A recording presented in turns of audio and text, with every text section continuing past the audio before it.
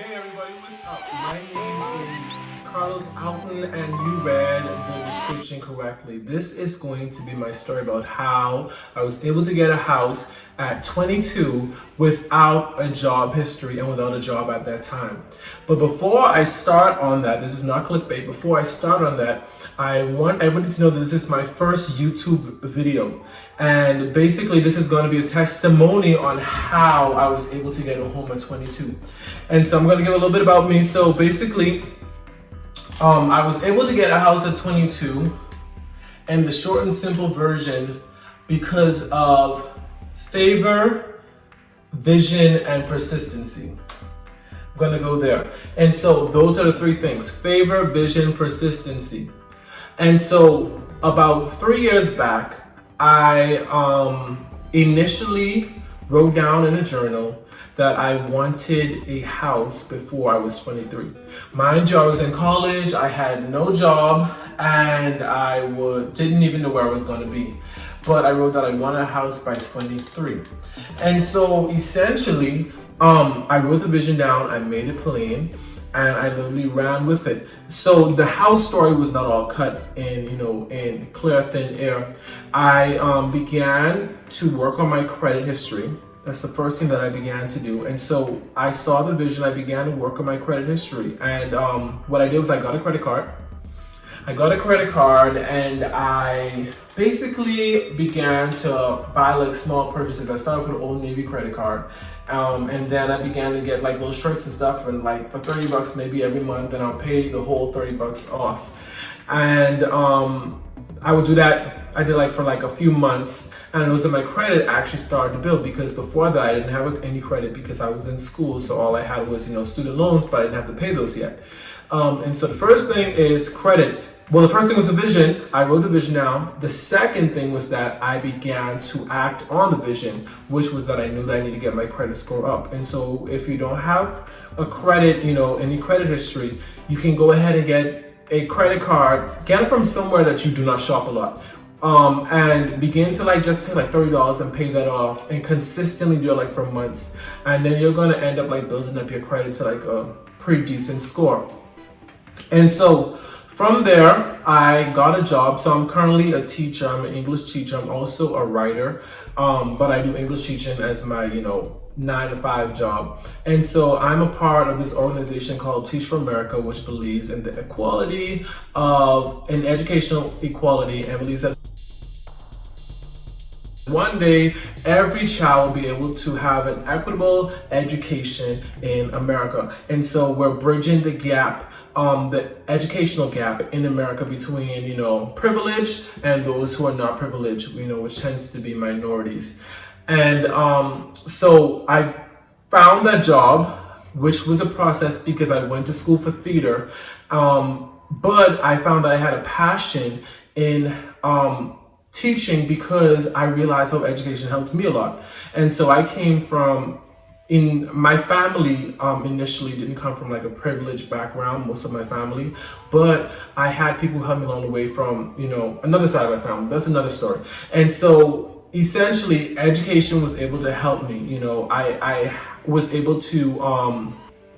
I was able to use education to go to school, not only education in the sense of reading books, but in the sense of, okay, if for instance I was a track and field athlete, so I knew that I had to work towards track in order to get, a scholarship in school.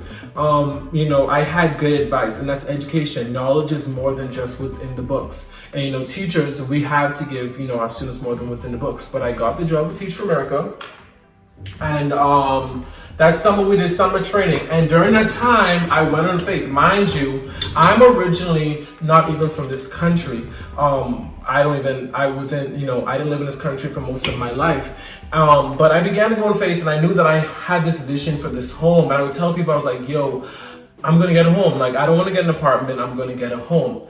Little did I know that it would be really rough. And so essentially what I did was that I began to look around on Zillow for homes, and I began to drive around neighborhoods and look for homes. And I was praying. I was just like, oh, well, God, if it's meant to be, if it's in your will, let it happen. But I was, then again, vision, and I was moving with it. So I had the faith and I had the works. So I was moving with the vision. And so I began to look around for homes. Mind you, $0 in my bank account. I don't even have a job yet. During this time, I was doing teaching training. And so I didn't even have a job yet. And I was talking about I was going to get a home. And I mean, what money? It didn't make any sense. But I had this faith, and I believed that there was something that God wanted me to do. And funny enough, story was that right after I graduated, which really pushed me to get a home, was the fact that I needed a home towards the end of my graduation. I needed somewhere to stay. My family had left, and I wanted to stay in America instead of go back home, where I'm from. I'm from the Bahamas. That's where, I grew up, and I wanted to stay in America, but I did not want to, go through the expense of having to lease an apartment, all those different things. So I was trying to see if I could have like one of my friends to stay at, whatever, so forth. But during this time, literally nobody opened their door for me. Maybe because, some people had other obligations, all those different things, and some people I didn't ask. But at that time, there were no doors open for me. And I remember how that felt. I felt like I was about to be homeless. And that's such, it's not a good feeling not having a place of your own or not being sure where you can stay, in this world, particularly living in this body. And so, I just was affected by that heavily. I had to go back home to the Bahamas. And I made up my mind that I wanted my own space. And not only that, I made, I told God that if I was going to get my own space, I would open it up to people who I can help and who I'm able to help. Because not everyone you can help, but there are some people that you're able to help, and and you can help push them to their next level and push them to their next steps in life. Sometimes people just need a stepping block, and I told God that that's what I would do if I have the space. And so came back to America. Like I said, I teach for America to do the training. And I did the training, was doing training, looking at homes during this time. In the midst of the training, figuring out the process, talking to a realtor, trying to find out what's happening. So all she was telling me is that I had to be pre-approved. And so I ended up getting a grant from Teach for America. I ended up getting a grant, just for the summer, and I saved the money. Instead of going out, I decided I would save the money. A lot of people use their grant to go, and party and stuff. I said, no, save the grant money, and I'll use it to help me my down payment for my home. And so little did I know the banks actually needed, they need that for like credit history. So if I didn't have a job, that was steady, because I did have, scholarships and things like that I had inside school and all those different things. And I had a history of, income coming in, but I need some type of steadiness. As a young person, everyone know the young person is steady and responsible. And so they saw the money was on my account, for a while. And I also had some money that I was saving over time. And so basically what I did was that sorry about that. Like I said, my first video. And so basically what I did was, I had that history. I saved the money instead of spending it because I had the vision. And when the time came, I went ahead and after our institute was over, which is our training for teaching, I started to look for homes. I ended up getting my job. I ended up getting my job at the school that I was going to. And they told me that I needed a contract. And so by this time, I'm living in this apartment where it's like a split apartment, split rent, with strangers. Because yet again, I knew that I didn't want to get a lease because I wanted a home. And so, mind you, I'm in this environment, I'm hearing gunshots in the nighttime. I'm just like, what is happening? Like, is this even making any sense? But I felt like God literally wanted me. I felt this unction, this pushing towards, this is what I want you to have, and this is what I want you to do. Reason why I say that was because every time I thought about going to purchase an apartment, it's like there would be a door open for me for the home. And so I was just like, okay, well, God, I'll keep on going. Every time I was just like, forget about it. I'm going to get an apartment. This doesn't make any sense. It's like another door to open me. The person will call me and tell me I was approved for the loan. When I was really at my breaking point, and I told a family member of mine, I told her, I was like, hey, I said, if I don't get an answer tonight about the situation, because I had like gunshots, like I said, I had like drive-bys happening at this apartment I was at. I was only at this apartment for 1 week and it felt like hell. And I'm just like, if I don't get an answer by tonight, I'm going to rent an apartment because this doesn't make any sense. I feel stupid. I feel like I'm wasting time. But I felt like God was leading me to this because this home was my ministry in a way. There's a ministry inside of it, and I felt like God was opening the door for me, and God wanted me to have this. And so what I did was, when I went home that night, I got a call from the person from the loan agent. He's like, hey, you're pre-approved for such and such amount. And I was like, what? Like, I'm pre-approved for what? And he's like, yeah. He's like, pick them out. Mind you, I had even more than I was planning on using. And so I was like, okay, cool. I didn't want this amount. He's like, you sure you can get more? I was like, no, I'm positive I only want this amount. And so basically, and another thing, you have to be confident. And so when I spoke to my loan agents, I was confident. As a young person, it's important that we're confident in what we believe in, and in general, it's important that you're confident in what you believe in, so that way people can believe you. I believed I was getting home. So when I spoke to them, I didn't speak as though I was someone who was, shy, whatever. So I did my research as well. And I told them what I wanted.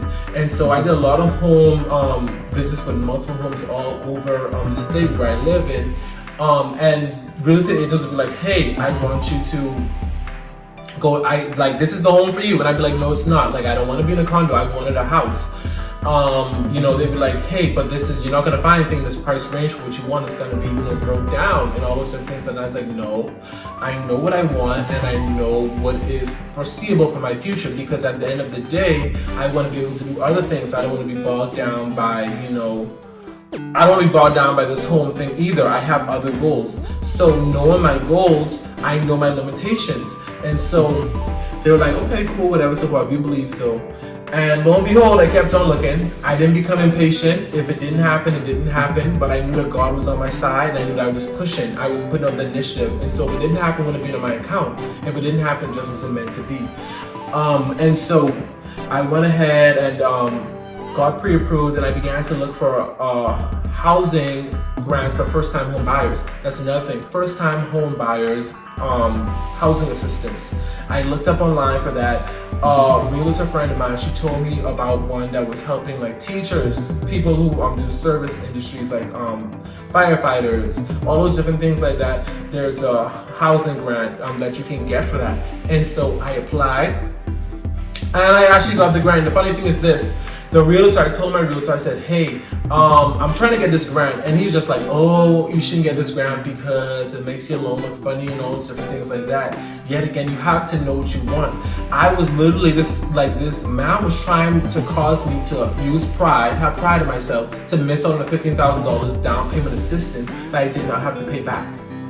And so I was just like, no, I'm getting this. I don't care what it looks like. Like $15,000 down payment assistance, that can help me a lot. And so he was like, okay, and I had a hard time for it. Literally, I was supposed to close I'm now 23 since June that just passed. I was supposed to close in September. Not September, I'm sorry. I was supposed to close in September of 2020. And this was, I lied, it was in September, it was August of 2020, because housing's normally, closing process normally takes 30 days. And in August of 2020, and literally, I did not close until that December.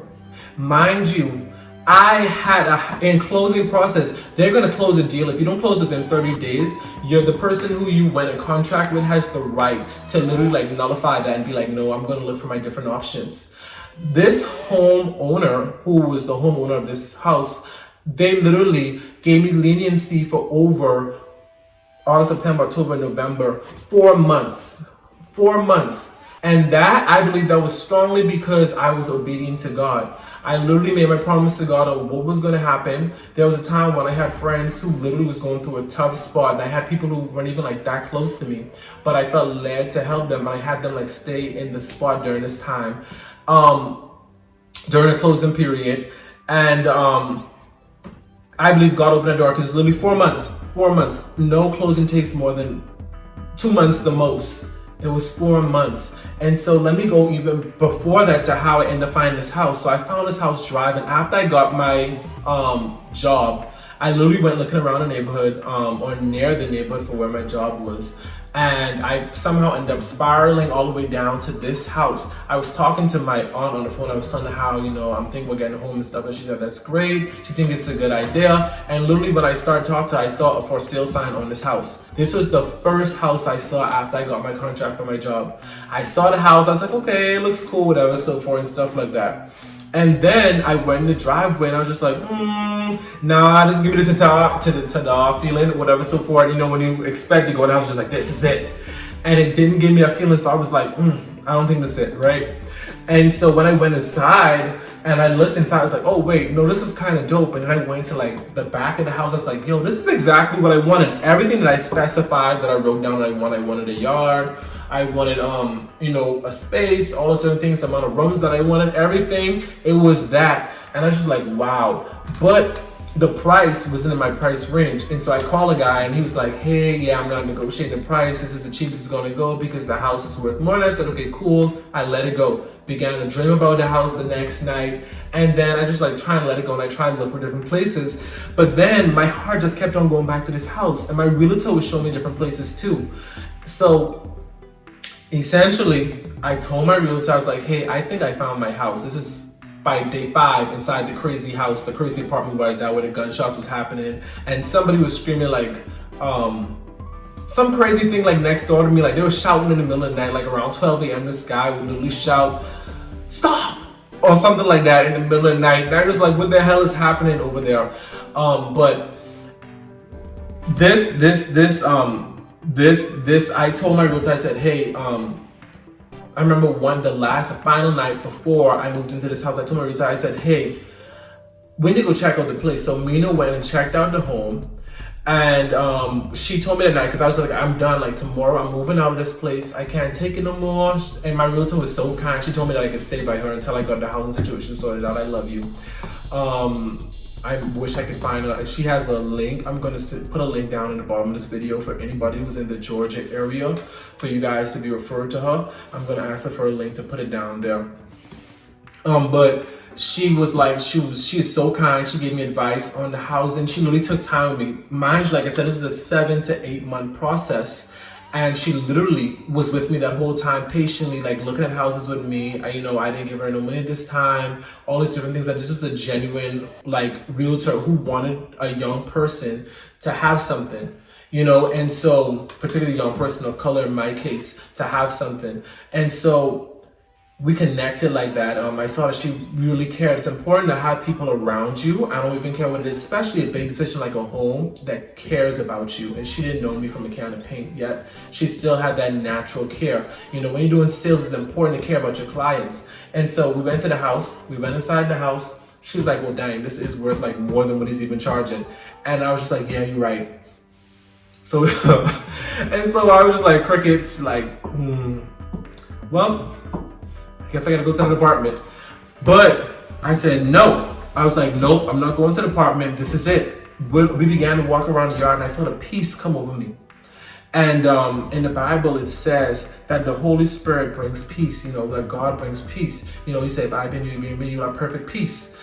And so I began to feel peace, and I said, this is it. And so Mina went in the car and I asked her, I said, hey, can I pray with you over this situation before we call a guy? Because she said she called him earlier that day and he already told her that he was settling for less than the amount of money that he charged. And so she's like, sure. We prayed.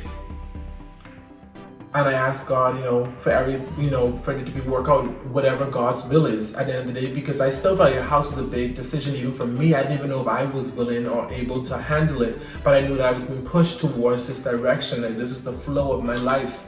And so I called him, she called him, she began to talk to him, and I just felt this unction to talk to him. I said, hey, let me speak to him. I told this guy about me. I told this guy I was a teacher and how I'm passionate about, educational equality. I told this guy about my passions, about my life, about who I was, where I was from. Don't know why I said it.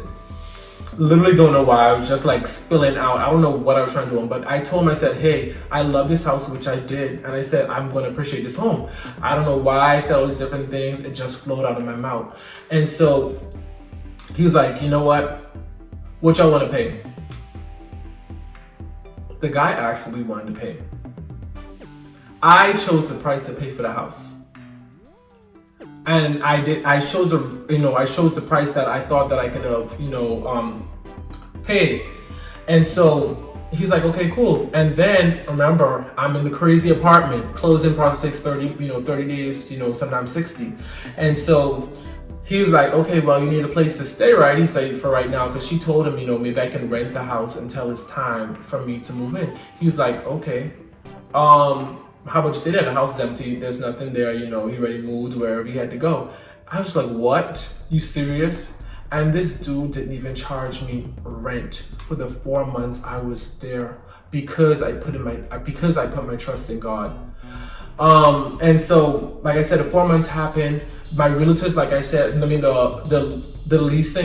loan agent, like I said, was giving me a hard time because of the type of grant that I got that really slowed up the loan all the time. And he made it seem as though like it was a big problem. I felt like it was discrimination to a certain extent. But I had to be patient and I had to be humble. And so even though I wanted to go and, whatever, I wanted to argue with him and go at it, I had to be patient and humble because I knew this was something that I wanted to happen.